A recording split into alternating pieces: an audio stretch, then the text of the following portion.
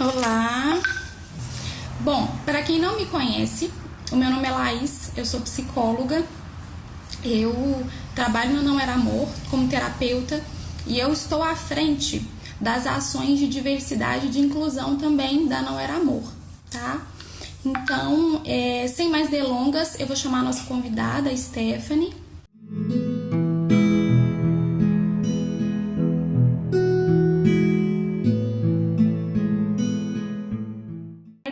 Oi, Oi, Stephanie, boa noite. boa noite. Bom, primeira coisa, Stephanie, que eu queria é que você se apresentasse pra gente, né? Eu falei um pouquinho assim do básico, que você é colunista da Marie Claire, que você é arquiteta, mas e a Stephanie Pessoa, assim, o que você gostaria que a gente soubesse já de início sobre você, sobre a sua história? Eu sou Stephanie, eu sou arquiteta urbanista, mas moro em São Paulo, mas eu sou natural do interior de São Paulo. É, e eu amo ser do interior, ter nascido no interior. Adoro esse meu lado caipira. Acho que ele influencia muitas escolhas que eu fiz na vida. Eu uso muito a escrita, assim, mesmo tendo feito um curso que ele é um curso de desenho, um curso de design. É, eu uso muito a escrita para me comunicar, que eu acho que é importante, as diversas linguagens possíveis. Stephanie, a nossa causa, né? A gente trabalha com relacionamento abusivo, e você deve ter acompanhado um pouquinho. A gente acompanha muito o seu trabalho, o seu posicionamento. Nós da Não Era Amor já te acompanhamos há um tempo, né? Tem uma pessoa do nosso time que é a Thay, que assim, super indicou você pra gente, ela nos apresentou para Mandar algumas de beijo para vocês. ela. Beijo pra Thay. Então, assim, eu confesso que eu fui conhecer o seu trabalho através da Thay, mas assim, a gente se apaixonou porque a gente acha que tem muito a ver com tudo que a gente prega, né? Assim, enquanto posicionamento mesmo no mundo, as coisas que você posta na sua página e no Instagram e no Twitter também, né? Então, nesse ponto de relacionamento abusivo, eu já queria começar te perguntando assim, alguém próximo de você ou você mesma já passou por algum relacionamento abusivo? Como que foi? Eu acho muito incrível, né? Esses dias eu tava falando com. Eu tenho muitas seguidoras mais jovens, principalmente no Twitter, e eu tava falando como eu me vi em relação às relações abusivas, né? Porque eu tinha muita dúvida se eu já tinha vivido algo desse tipo. Porque a gente fala muito das relações abusivas numa perspectiva de um relacionamento afetivo amoroso, né? A gente ignora os outros tipos de relação que a gente tem ao longo da vida e como muitas vezes a gente, até por ignorar e por não fazer uma crítica em relação a isso, a gente, eu pelo menos me senti muito mais aberta a sofrer relações abusivas e relações complexas com pessoas que eu não refletia sobre. Porque em relação aos meus relacionamentos amorosos, com homens em especial, eu ficava sempre muito atenta a vários sinais, né? Ao controle, a ideia de você tem que usar roupa tal, né? Então, esses pequenos controles, você tem que falar assim, você tem que ser assim. Isso já é assim, estou ficando com alguém, a pessoa já fala isso, já me acendia aqui uma luz assim do tipo tchau, né? E, e, e não só isso, né? Mas comportamentos agressivos e explosivos do nada, mesmo falas em relação a outras mulheres, eu estava sempre muito atenta. Acho que isso tem a ver com o Uhum. fato de eu ser de uma família de maioria de mulheres, em que a gente tinha uma perspectiva mais crítica e feminina sobre essas relações, né? Então, existem alguns sinais que eu consegui interpretar e lidar e trabalhar em cima deles. Agora, eu acho que a relação, por exemplo, com o meu pai, foi uma relação que foi muito marcante na minha vida. A mesma relação dele com a minha mãe, é, deu sinais, tanto para mim, mas tanto para ela, que não era legal, assim. Eu acho que, tanto que essas relações não existiram. Não existiram enquanto relações. Eu acho que, de alguma forma, mesmo muito nova, eu consegui cortando essas coisas, né? E cortando, eu não sei como, né? Mas até a ideia de mesmo me impondo um limite, que hoje eu falo muito em terapia, né? Mas eu tenho uma dificuldade muito grande, e eu converso muito com a minha terapeuta, de impor limite para outras mulheres, que eu acho que também tem a ver com o fato de eu ter tido uma criação de mulheres, então é muito mais difícil para mim. Eu não tive a figura do patriarca, né, tão forte, principalmente na adolescência, logo depois que meu avô morreu. Eu era muito nova, então eu realmente não tive essa figura quando eu estava nos 12, 13, 14, 15 anos. Então, imagina, eu não tenho essa figura do homem forte, patriarca, que eu me sinto no papel de ter que responder aí. Mas eu tenho uma dificuldade muito grande, até porque com 18 anos eu já me identifiquei como feminista, já fazia parte de marchas e eventos. Eu tenho uma dificuldade muito grande impor limites entre mulheres, né? Como falar não para uma mulher sem magoar essa mulher? Ou que comportamento que uma mulher pode ter comigo que é legal e que não é? E eu acho que é um desafio para nós conversar sobre isso, né? Eu tive já relações em amizades que eu hoje compreendo que, putz, passou muito do limite, né? De dizer, inclusive, como eu tinha que ser, como eu tinha que me vestir, como eu tinha que me falar, de fazer indiretas, só que eu não entendi isso como uma coisa tóxica ou abusiva, porque o medo de usar esses termos, e como esses termos eles também estão muito mais associados a relacionamentos com homens, não tem dúvida nenhuma, por conta do contexto patriarcal, mas como a gente também, principalmente se tem uma mulher negra, eu tenho que considerar que existe uma vulnerabilidade na estrutura e que eu tenho que impor limites para não ser alvo de situações que são adversas. Não sei se eu respondi muito bem o que você Eu imaginava, respondi. mas eu acho Uma que coisa, eu tenho pode muita falar. dificuldade realmente de impor alguns limites, que eu acho que eles. Eu, quando eu digo que eu tenho dificuldade de impor limites, eu tenho dificuldade de compreender que algumas ações são sinais, da mesma forma que eu compreendo em outras situações. Uhum, uhum. Tem uma coisa muito importante que você falou, é que no relacionamento amoroso, para você foi mais fácil ir identificando alguns sinais. E que você já tinha facilidade de, mesmo com situações mais sutis, né, abusos mais sutis, tentativas de controle, você já conseguia identificar e ficar atenta a isso. Isso que você falou me trouxe para um dado muito, muito importante, que é justamente o contrário do que geralmente, tá? Quando a gente pega a maioria dessas mulheres negras, na literatura, a gente enxerga que as mulheres negras têm muita dificuldade de perceber esses abusos sutis. E aí, o que, que acontece? Essa mulher preta, qual que, qual que é a primeira diferença aí que a gente tem, né? Quando a gente pensa em fazer uma live e falar sobre o relacionamento abusivo e mulheres pretas, o que, que a gente pensou na Não Era Amor? Sempre aqui a gente tem muitas discussões no geral, né? Não classificando, não diferenciando entre raça e gênero e classe social. Assim. A gente faz um apanhado geral e fala sobre relacionamentos abusivos no geral. E sim, os relacionamentos abusivos, eles têm as mesmas características, independente de raça, de classe social. Sempre a gente vai considerar os mesmos padrões. Só que quando a gente fala das mulheres negras, o que, que tem de diferença?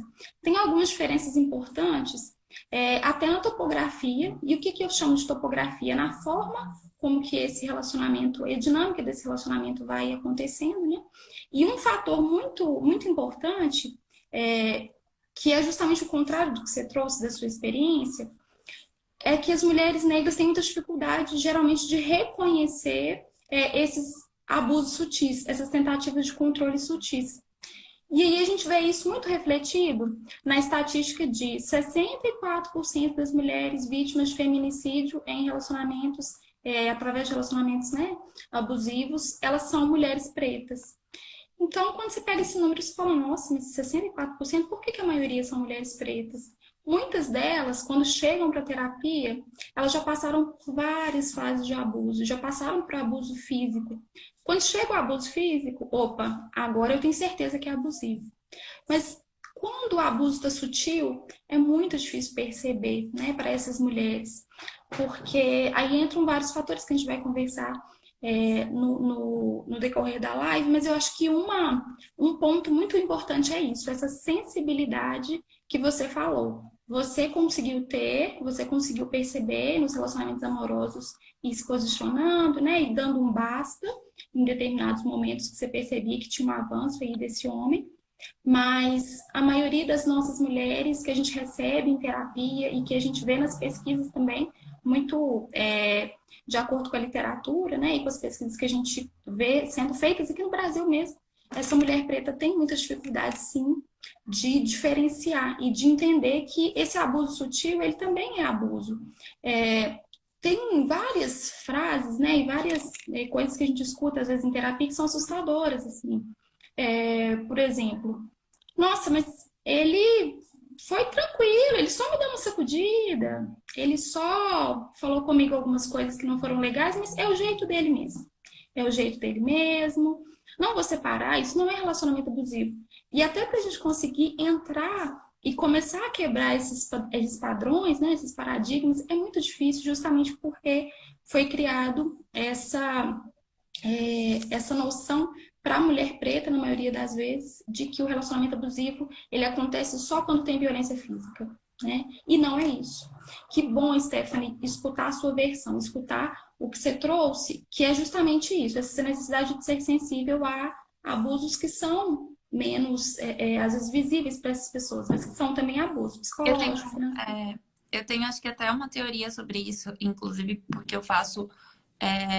Minha mãe tá brigando com o hater. Mãe, não responde. A minha mãe. Acho que tá pegando um pouco gancho, né? Tipo, a minha mãe tá aqui, ela tá sempre Sim. participando das minhas lives, tá sempre atenta. Eu Uhum. acho que o fato da minha família, né? Tanto minha mãe quanto minha avó, minha tia, elas eram mulheres muito fortes, muito presentes na minha vida. E eu acho que a gente, quando fala de pessoas negras num todo, é, muitas vezes a gente, quando eu falava sobre afetividade, solidão, muitas vezes as pessoas achavam que a gente tinha que começar a falar apenas a partir do momento que a gente começa a se relacionar para fora de casa. E a gente ignora as marcas afetivas que são deixadas durante a nossa criação, né? Como a gente sente, às vezes, carências, ausências, e como muitas vezes as famílias negras, por inúmeras questões, né? O amor ele não se faz presente dentro da perspectiva do que se espera. A Bell Hooks fala um pouco, né, em Vivendo de Amor, que ela vai narrando a questão e ela fala muito da questão familiar, né, da presença, da importância de deixar claro a afetividade. Porque você não consegue ter uma afetividade saudável se você não vivencia uma afetividade saudável. E Exatamente. eu acho que o fato de ter uma família, mulheres tão presentes na minha vida, me coloca numa situação em que eu nunca tive dúvidas, nunca, em nenhum momento da minha vida, que eu teria um espaço e um lar onde pessoas me amam e essas pessoas que me amam sempre me apoiariam e estariam ali presentes para mim. Eu acho que isso te dá uma confiança para você, inclusive, dizer não, dizer sim, delimitar lugares que você quer ou não estar. Isso te faz entender que é uma coisa que eu falo muito, pensando talvez de fato a relação com meu pai, que eu considero que foi uma relação muito abusiva em vários momentos. Teve desde o abandono literal, assim, de eu ter 3 anos e ele realmente ir embora, voltar quando eu tinha 11 e ser muito ausente, né? Não ter uma pergunta sobre qual era a minha cor preferida, o que, que eu queria fazer, o que, que eu não tinha essa troca e não teve abertura e interesse para ter. E eu sempre digo que existem pessoas que acham que o amor é esse tipo de relação em que o outro está sempre esperando por você, o outro tem que estar se curvando para os seus interesses, o outro tem que se encaixar no que você acredita, que era uma coisa que meu pai fazia muito comigo mesmo, não tendo contato direto, presença na minha vida. Ele queria que eu fosse como ele queria que eu fosse enquanto filha e não como eu era, né?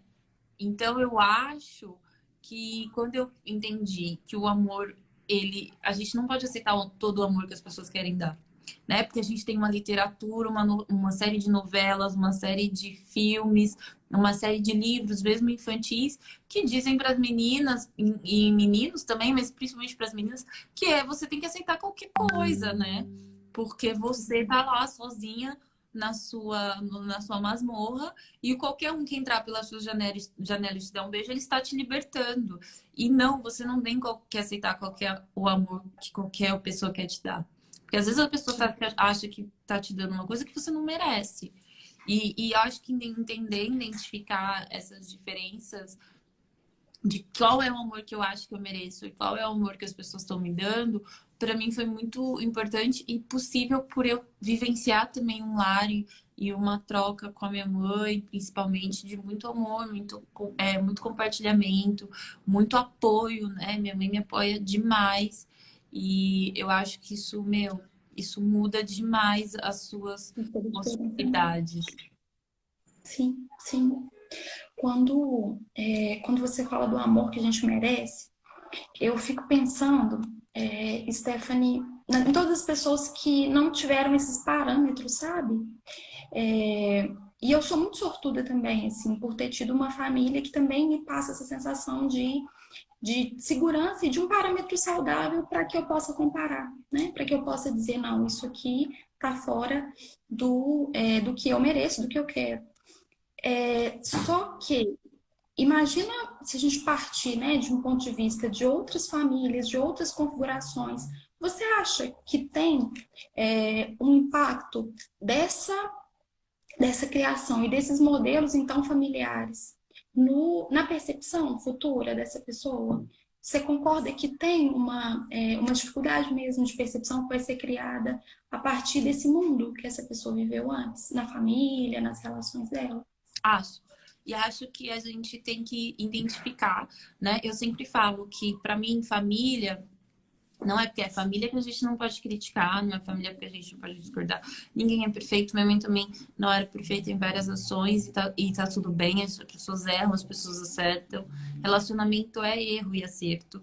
Mas existem limites para tudo, né? Existe você enquanto indivíduo e que você tem que também ter uma percepção e para você ter essa percepção é óbvio que você não vai ter isso sozinho, né? Eu sempre falo que faço terapia, que isso me ajuda muito a ter uma consciência cada vez mais limpa e clara sobre as situações e a impondo de fato esses limites e entendendo, olha, isso não é legal, isso é legal, e olhando também para trás e percebendo com carinho coisas que eu fiz antes, eu nem sabia, coisas, olhando com carinho até para mim mesma, né? Porque muitas mulheres, quando vivenciam relações abusivas, elas se perguntam por o que eu fiz, se sentem culpadas em relação a isso. Eu acho que eu quero deixar claro que a minha fala não é de culpabilizar essas mulheres, mas é de tentar compreender como essa estrutura e esse sistema impacta as nossas vidas, né? Não é só a questão familiar, mas até mesmo a literatura, né? É a própria educação, o que é ensinado pra gente, o que é aceito, né? Como as mulheres elas são colocadas numa situação de subalternidade, de violências simbólicas que não são tratadas como abuso. Eu tenho muito interesse, por exemplo, em ver novelas no Brasil. Quando eu vejo as novelas, eu sempre fico muito preocupada. As relações são geralmente extremamente abusivas, mesmo que não role uma violência física. Mas é tudo tão naturalizado e banalizado que a minha grande preocupação é essa, do tipo, o que as meninas vão assistir, vão pensar? O que as mulheres que passam por relações parecidas e abusivas vão olhar para aquilo e vão falar? Tipo, ah, não, então tá tudo bem. E não tá tudo bem. A gente precisa mudar de fato a cultura, a gente precisa mudar a literatura, a gente precisa mudar as narrativas e as linguagens. Eu acho que a minha questão é de também entender que quando eu falo que as relações são complexas, mesmo dentro das nossas famílias, e a gente, enquanto muitas mulheres negras, sentem a falta de afeto, de apoio para sair, porque você não consegue, às vezes, identificar e sair de uma relação abusiva se você não tiver apoio, se você não tiver uma rede de apoio.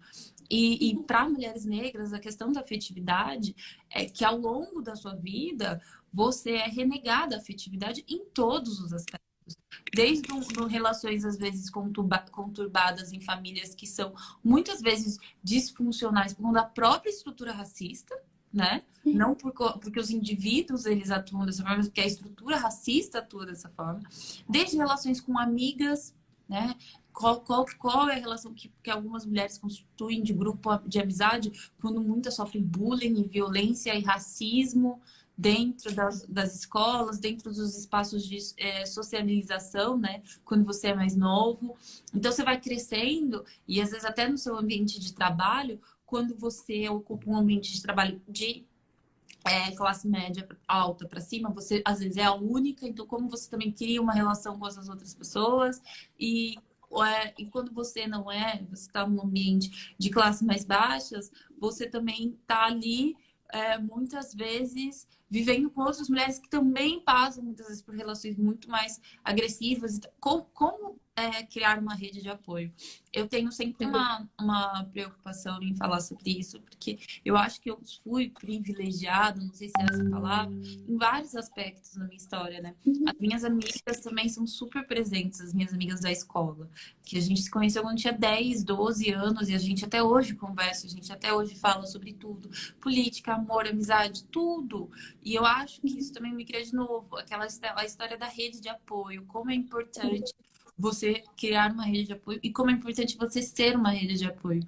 Eu acho que quando eu identifico que mulheres negras próximas a mim que de alguma forma não contam com essa rede de apoio, eu tento sempre criar ela dentro do meu universo, porque eu acho que a rede de apoio é uma coisa que salva, né? Porque você sentir que você tem com quem contar, com quem te apoiar e com quem mesmo ligar quando algo estranho acontecer, é algo importante. E ter alguém, inclusive, que vai apontar para você e vai dizer, opa, isso aqui não tá legal, né? Eu tenho algumas amigas que falam que elas têm até medo de me contar algumas histórias, porque eu já fico, né, com a minha antena toda ligada. Mas eu acho que até essa sensação de que, olha, eu tenho medo de contar para ela, já mostra que tem alguma coisa estranha, né? Eu acho que às vezes a gente tem que começar a olhar para as coisas e ver como elas são, sem medo de achar estranho, sem medo de falar, pera, não foi legal. Eu acho que esse é um lugar que as mulheres dificilmente querem se colocar, porque elas têm muito medo de julgar, porque nós somos muito julgadas. Mas a gente precisa, sim, julgar o amor que as pessoas dão pra gente, a gente precisa julgar as relações que a gente tem, a gente precisa julgar as ações das pessoas, porque a gente precisa, sim, ter um julgamento, uma clareza do que a gente gosta, do que a gente não gosta, e o que a gente sente confortável e o que a gente não sente. Com certeza. Faz parte de colocar limites, né, Stephanie? Isso que você falou é muito importante. E quando você tem essa rede de apoio, fica mais fácil você perceber que aquilo que você está pensando não é algo louco, né? É muito comum a vítima de relacionamento abusivo ficar muito confusa, né? Ficar pensando, será que eu estou pensando certo? Será que ele está sendo abusivo mesmo? Então, a confusão mental é uma consequência, é um efeito psicológico do relacionamento abusivo. Então, quando essa mulher que está confusa, que está cheia de dor, ela chega, encontra essa rede de apoio para conversar, para esclarecer, para a amiga, no caso, ter uma visão de fora e colocar e dizer, olha, o que você está falando faz tudo sentido, isso aqui é um abuso sim, vamos pensar juntas. Você dá parâmetros, encontra parâmetros nesse grupo, é totalmente funcional e importante, né? Que haja rede de apoio para que essa mulher consiga sair mesmo da relação que ela se encontra.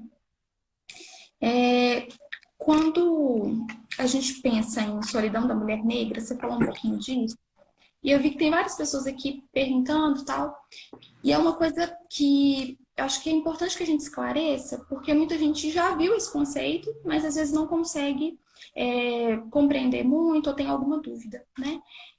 Eu queria que você falasse um pouquinho pra gente, assim, o que que você, quando você diz solidão da mulher negra, o que que você estava querendo dizer para essas pessoas que estão nos assistindo conseguirem entender melhor?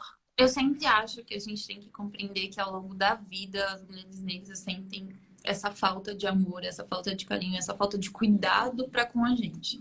Muito também alçada na ideia de que nós somos fortes, de que nós vamos dar conta sozinha. As pessoas estão aqui falando de mídias e filmes. Tem um problema muito sério com a representação das mulheres negras nas novelas brasileiras e nos filmes, porque são sempre figuras sozinhas, solitárias e guerreiras, né? A lógica da guerreira, que é uma lógica que na vida real, quando ninguém está escrevendo roteiro para ficar feliz no final, você está dando conta de uma série de coisas que te desgastam emocionalmente, que te cansam. Não existe problema nenhum em você pedir ajuda. Mas para quem que você vai pedir quando você é criado numa sociedade que, por conta de racismo, por conta de machismo, você é muitas vezes isolado, deixado de lado, e as pessoas entendem que apoiar pessoas negras, às vezes, é só colocar um quadrado preto no Instagram e ignoram toda uma rede de apoio, de afeto, de troca que é importante que exista. Em relação a mulheres negras, a gente também sente a falta de afetividade dentro dos nossos pares, né? Eu acho que existe uma questão que tem que ser discutida de como a mulher negra é enxergada pela sociedade. Ela é uma figura extremamente hipersexualizada, então as pessoas te tratam muito mais num lugar da figura do sexual, da figura da troca sexual e não necessariamente da troca afetiva. E essa visão é uma figura que é uma visão que desumaniza, né? Uma visão desumanizadora da nossa sobre nós. Do outro lado, não existe também muitas vezes uma discussão sobre isso entre outras pessoas negras, o que cria uma reprodução desse padrão até mesmo entre semelhantes, né? Que é também extremamente nocivo, extremamente violento. Só completando, a solidão da mulher negra, ela sim diz respeito não só ao relacionamento afetivo, diz respeito a algo muito mais estrutural, muito maior, né? E quando a gente pensa sobre estereótipos, os estereótipos eles reforçam muito isso. Esses estereótipos que foram criados ao longo do tempo, que tem a ver sim com esse racismo estrutural que é tão antigo e que as pessoas às vezes não relacionam, né? A gente tem um país que infelizmente tem muita dificuldade de lidar com as suas maiores dores, né? Não consegue falar e não consegue compreender, é como se fosse um tabu falar sobre raça, falar sobre racismo. E procurar ajuda. Oi, não entendi? E procurar ajuda, né? Eu não sei se você acha que vai conseguir até falar melhor do que eu como profissional. Eu senti que quando eu comecei a falar sobre como eu me sentia nos relacionamentos, como eu achava que as pessoas estavam me tratando mal, como eu achava abusivo e comecei a expor isso, outras mulheres negras até muito mais velhas falaram, não, você não tem que falar sobre isso. Ou não, isso não é um problema para minha vida. Ou eu não tô ligando para essa situação. Não, eu sou mais do que isso. Como se a forma como as pessoas tratassem a gente fosse sobre a gente. Não, isso é sobre essas pessoas. A gente, no mínimo, a gente precisa aprender a pôr um limite em relação a essas pessoas, que é difícil porque a estrutura é machista, é racista, é tudo aquilo que a gente sabe. A gente não é educada enquanto mulher a impor limites. Mas eu senti muito que as pessoas falavam, não me ignora, seja forte. E eu, não tá tudo bem, né?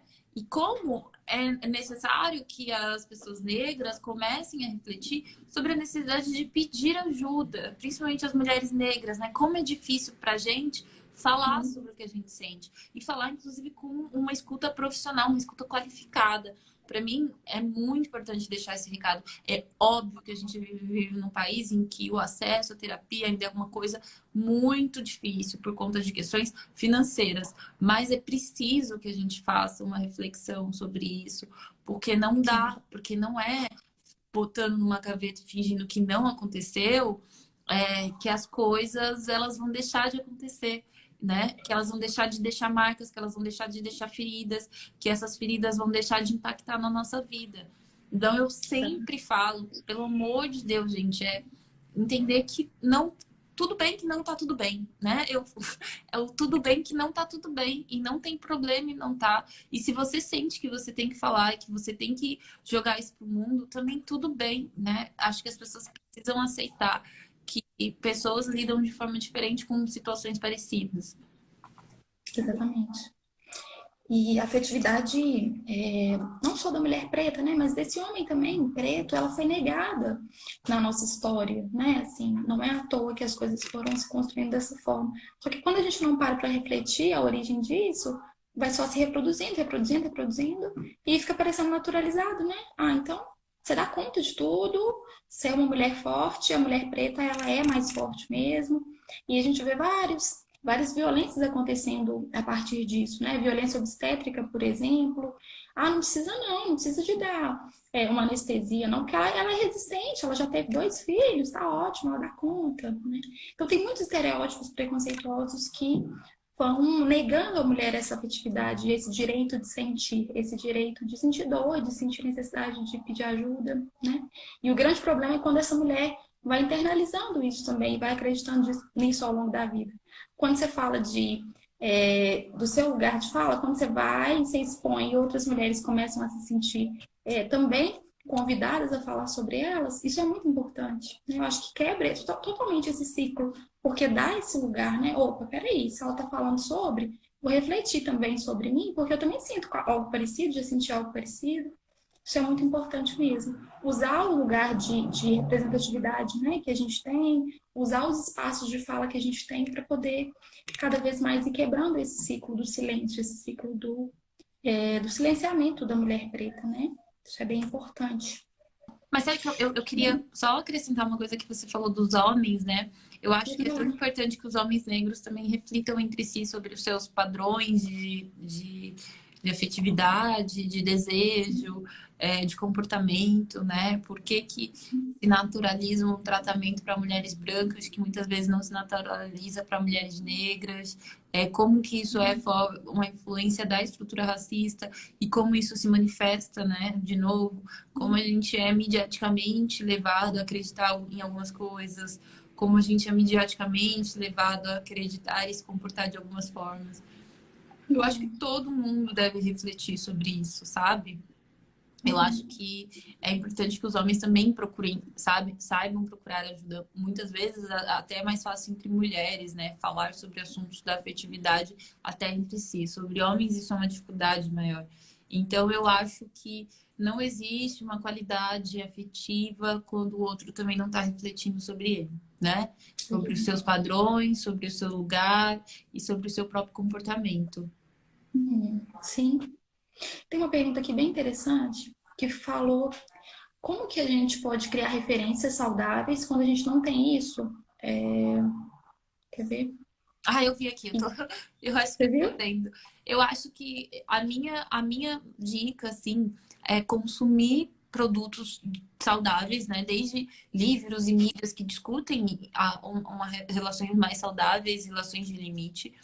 Ter a concepção que você vai precisar de profissionais para lidar sobre as situações, não tem como, né? Vocês têm aqui um perfil que dá esse tipo de auxílio, então, né, gente, procurar, saber, buscar. Tem um outro que eu sempre indico que eu fiz já. Eu acho que procurar essas saídas, o profissional é importante. E também criar os seus próprios redes de apoio, né? Quais são as redes de apoio que eu posso criar? Quais são as amigas que eu quero ter? Que tipo de troca eu tenho com essas pessoas? O que as pessoas estão me dando e o que eu dou dando para elas? Eu acho que criar a sua própria estrutura, né? Que a gente muitas vezes não veio de estruturas qualificadas mesmo, mas a gente talvez possa começar a conceber essas estruturas. Isso é muito importante, muito importante. Para mim, acho que as relações com outras mulheres em relação à amizade, elas também me fortalecem demais. É uma família também. Então, eu acho que ter um olhar crítico também sobre isso. Exatamente. E é isso mesmo que você falou, assim, a importância da terapia especializada, principalmente para quem tem uma história de relacionamentos abusivos, né? É muito importante porque vai alterar, assim, a visão que essa pessoa vai ter das relações com qualquer outra pessoa, né? Quando essa pergunta veio, essa pergunta falando sobre a estrutura, se essa estrutura de vida, os relacionamentos que a pessoa teve não foram muito claramente saudáveis, ela vai ter dificuldade mesmo nessa referência. E aí a terapia especializada, é importante dizer que a Não Era Amor, ela tem agora essa frente de diversidade de inclusão, e quando a gente pensa na minha entrada, foi justamente isso, sabe? Para a gente poder entender melhor e ter esse trabalho na Não Era Amor de fornecer terapia especializada para mulheres pretas, para a gente pensar as particularidades, os desafios que são próprios, o que tem de diferente, né? Então a gente está sempre no time, discutindo isso enquanto time, e pensando em estratégias para entender melhor mesmo quais são as diferenças, assim, né? O que essa mulher preta vai ter de mais dificuldades ou de particularidades que a gente precisa trabalhar com metodologia diferente, com alguma alteração na metodologia, porque não dá para fazer uma régua igual, né? Cada pessoa é diferente E cada dinâmica de relacionamento vai ser diferente mesmo, de acordo com as vivências e de acordo com a história dessa mulher, né? Então, é isso mesmo, terapia especializada é muito importante para criar essas novas referências, né? Tanto eu quanto o Túlio e mesmo a minha mãe que tá aqui, a gente faz, né, terapia, né? Minha mãe tá aqui, tu.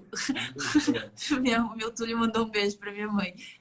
Nós três, assim, então eu acho que isso vai qualificando muito a minha relação tanto com a minha mãe, vai qualificando muito a minha relação com o Túlio.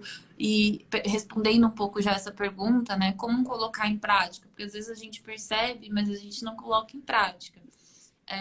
No começo, quando eu era mais nova, eu achava que eu era muito agressiva, que eu achava que eu me culpava, eu achava que eu nunca ia ter um relacionamento. Porque o garoto falava assim, ai, não gosto do tamanho do seu short, você já falava tchau, né? E hoje eu penso que, graças a Deus, eu era desse jeito, um pouco mais que as pessoas me chamavam de radical.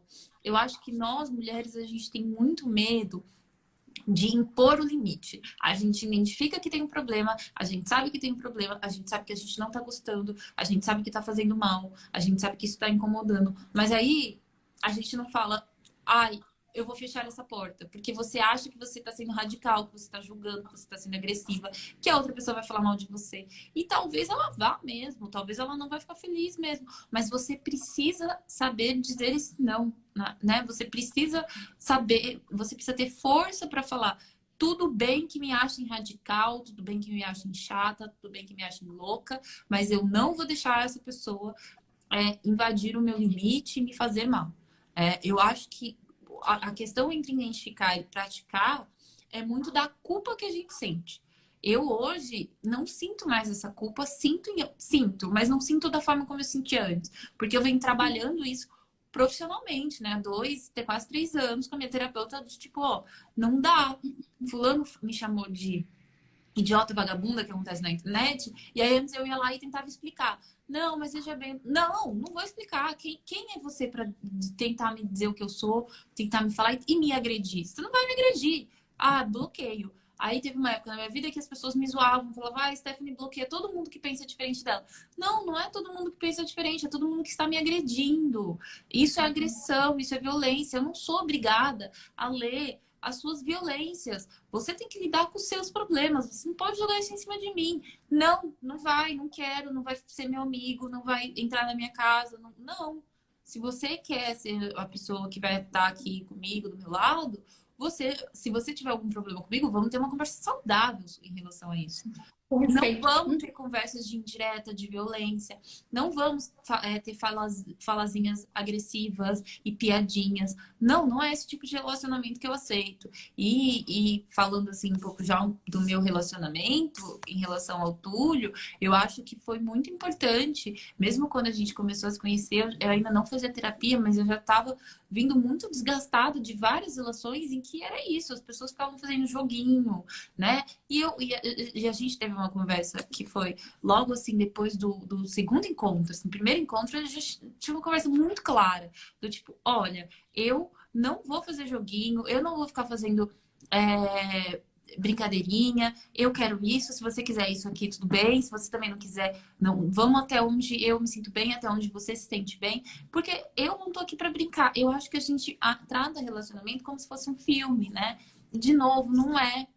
Entendeu? A gente precisa sentar e conversar. Ó, eu quero isso, eu tô disposta a isso. Se você tá disposto ou não, aí vai de você. Porque eu vou seguir o meu caminho. Porque eu tenho uma meta que ela é muito mais pessoal em relação a mim do que ter pessoas tentando me dizer o que eu sou, o que eu não sou. Então eu acho que a gente precisa, enquanto mulher, saber que a gente pode, e assim, eu sempre tento dizer para as minhas amigas, não tenha medo do julgamento do outro, né? Eu, pelo menos, vou estar aqui para dizer que tá tudo bem se você falar não, sabe? Eu vou estar aqui para dizer, tipo, meu, tá certo, e para te dar um abraço, porque de geral as mulheres não se sentem fortes e firmes para fazer isso, e é muito importante.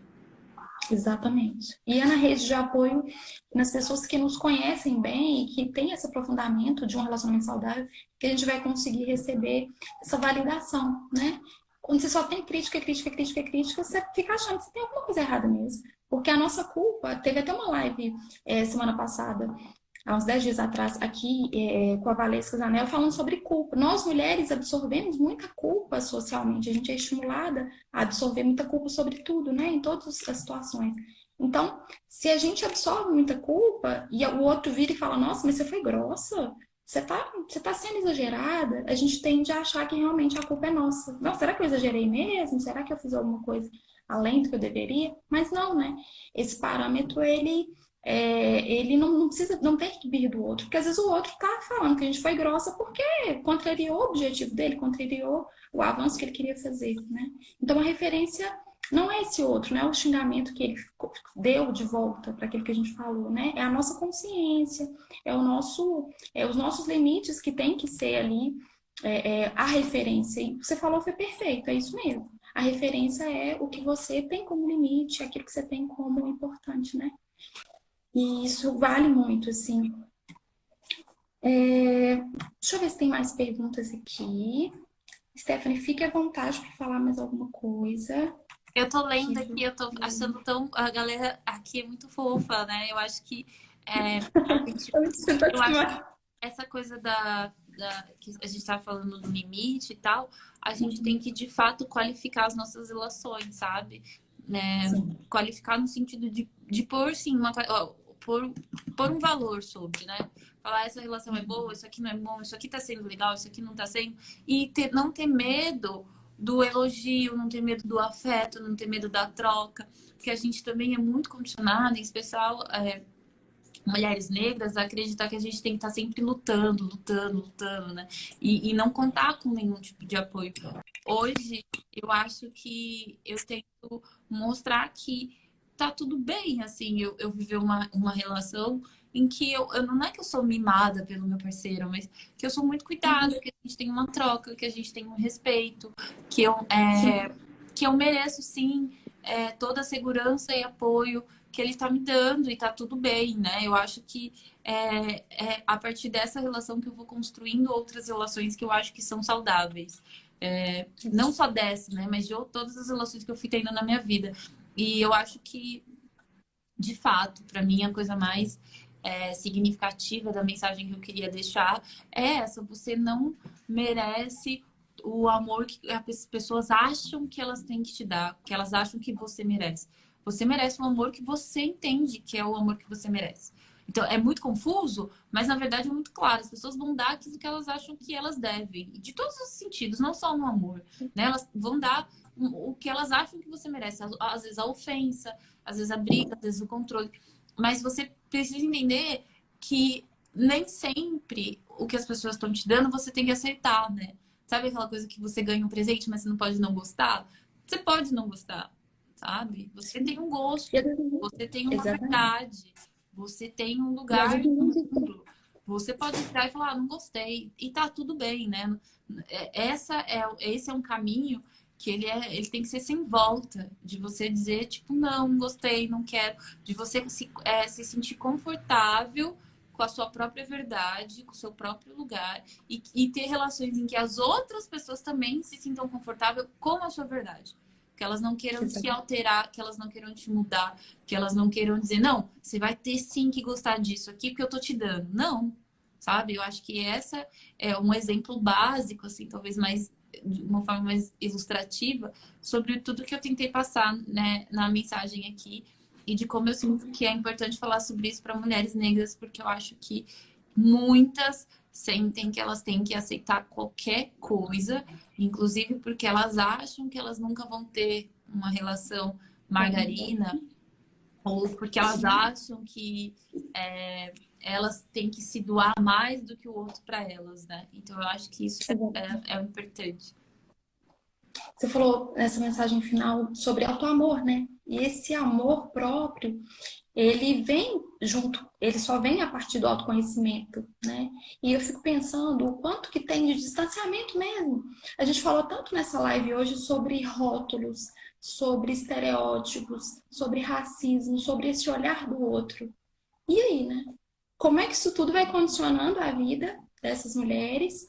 E aí essas mulheres vão acreditando em todas essas coisas, essas falas que vêm do outro, e cadê a voz delas mesmas? Essa voz vai ficando apagada.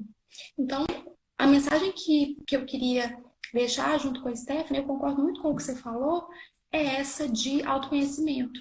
Autoconhecimento para que, a partir do momento que você se conhece, com todas as suas falhas e todas as suas potencialidades, você consiga escolher também o que você quer receber do outro. Porque aí você já sabe também o que você merece, até onde você dá conta de ir. Autoconhecimento é esse caminho mesmo, sem volta, né? Alguém até comentou que acho que foi a Polly. Ela falou que autoamor é um caminho sem volta, e é isso mesmo. A partir do momento que a gente aprofunda em nós mesmas e sabe até onde a gente merece ir, a gente não aceita qualquer coisa, né? E a gente cria um amor mais exigente. É isso mesmo. Stephanie, eu queria deixar em aberto. Você tem alguma coisa para completar? Alguma coisa que você queria dizer? Eu acho que não, eu acho que eu espero que as pessoas tenham gostado e eu espero que eu também tenha deixado claro a mensagem de como eu gosto muito de falar que eu faço terapia, que as pessoas perto, próximas de mim fazem. Eu já ouvi uma vez de uma conhecida minha que isso era coisa de louco, né?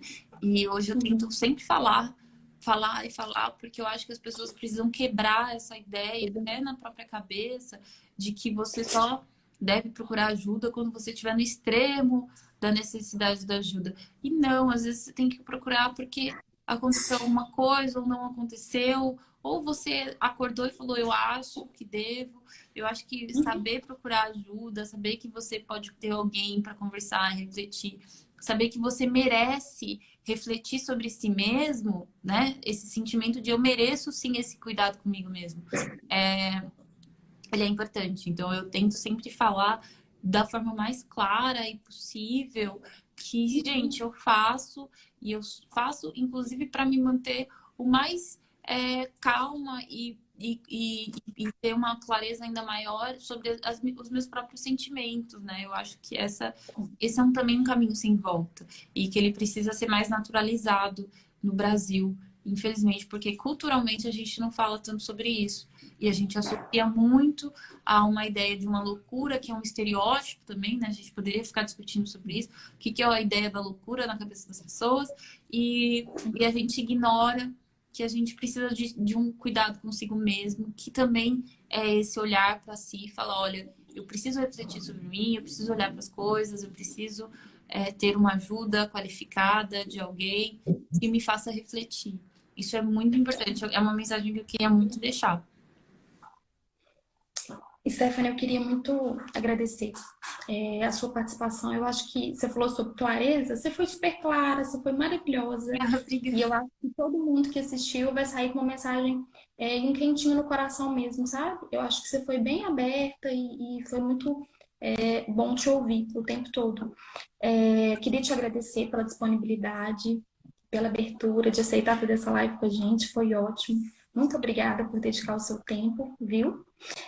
Queria dizer para todo mundo que está assistindo, se você não segue ainda na Era Amor, para seguir, porque de agora para frente a gente pretende falar muito mais sobre isso, trazer esse assunto de raça e esse assunto de relacionamento abusivo e afetividade.